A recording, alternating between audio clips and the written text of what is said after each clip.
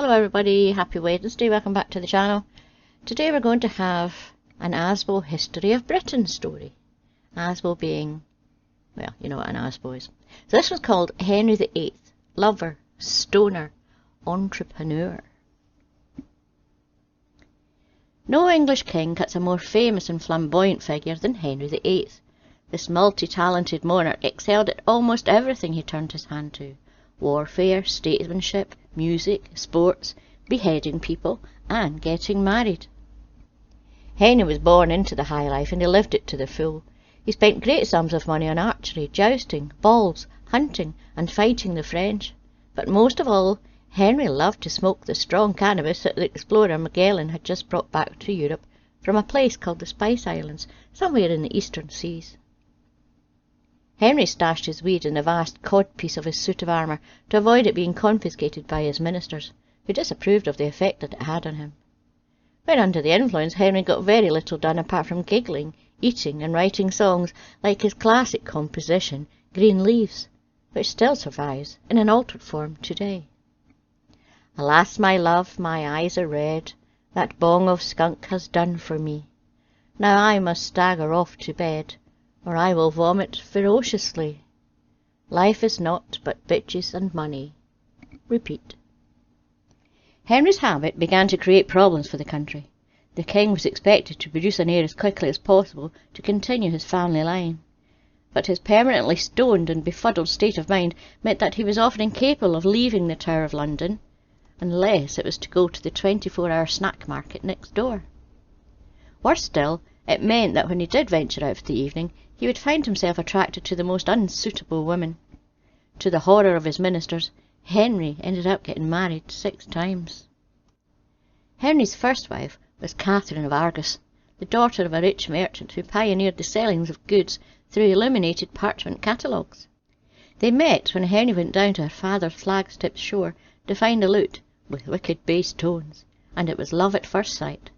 The pair married in 1509 and lived happily until it was noticed that they had not produced an heir. An urgent investigation revealed that Catherine was allowing Henry to doze off on the sofa every night without fulfilling his matrimonial duties. Against Henry's wishes, Catherine was quickly heaved aside for a new love interest, the enchanting Anne the Slag. The daughter of an ambitious country family, she was educated, refined, and eager to produce an heir. Although Henry pointed out that Anne's nickname didn't really fill him with trust, his ministers arranged the marriage anyway. It lasted a year. Tragically for her, Anne was caught making advances to an undercover reporter disguised as the Sultan of Turkey. After that experience, Henry decided he needed a good old-fashioned wife who would be loyal and could keep him in check. He soon met his match in Catherine the straight-laced daughter of a country vicar. However, things soon began to go wrong. Catherine fell out with Henry after confronting him for coming home the worse for drink several nights running. In a fit of pique, Henry complained that this was worse than living with his mother. He spent the next month sleeping on the sofa at Cardinal Wolsey's house and swiftly obtained the first ever quickie divorce. It was while drowning his sorrows after this failed relationship that Henry met Anne of Somers in a Soho tavern and found himself drawn to this self-made and confident woman. The pair quickly set up a sensual love nest in an annex of the Tower of London, with black velvet curtains and suggestive paintings on the walls. It seemed like bliss. Then one day Henry returned from a smoking session with Thomas Moore to find Anne throwing a raucous female-only party. As Henry stood in the doorway aghast, Anne picked up a parsnip and began making lewd gestures with it before she realised from the shocked faces of her guests that the king had arrived home and was standing behind her. From here things swiftly deteriorated for Henry. Catherine of Argus and Catherine Strict had to be beheaded by on-stage security after fighting with each other and blaspheming at a royal tournament, and the constant strain of divorce settlements and custody battles began to take their toll on the king's mind. In 1547, Henry had to be coaxed down from the spire of Westminster Abbey, which he'd scaled wearing a Spider-Man costume to demand better weekend access to the young Prince Edward. By now, the once dashing king had become grotesquely fat and spotty from a diet of fizzy drinks and swan-flavoured meat snacks. Nonetheless, he found himself the centre of attention when a Russian minstrel named Svetlana of Moscow came to town. She was all the rage amongst the people of London for her raunchy ballad, I Want to Touch Your Codpiece, which had stormed the popular minstrels' charts and remained at number 1 for 8 weeks. On her arrival in town, she made a beeline for the vulnerable king. Henry was again smitten, and he went as far to have several ministers beheaded for suggesting that the relationship wouldn't last. Nonetheless, Henry soon found himself unable to meet the demands of the voluptuous minstrel, and pretty soon she left him. After 5 divorces, the royal finances were in a state of absolute disarray. Henry needed cash, and he needed it quickly.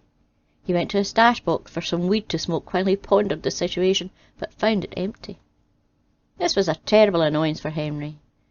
Buying the stuff in those days involved finding a merchant and then negotiating over the cost at length, for there were no fixed measures and no fixed prices. Suddenly, Henry had an ingenious idea. The next day he ordered every weed merchant in the kingdom beheaded, and their heads placed on Tower Bridge. Next he called his ministers to his chambers and informed them that from now on he was in business as England's sole weed dealer. Inaccurate weights and measures like the handful and the baggie were to be done away with, and replaced by a measure named after the king himself, the eighth.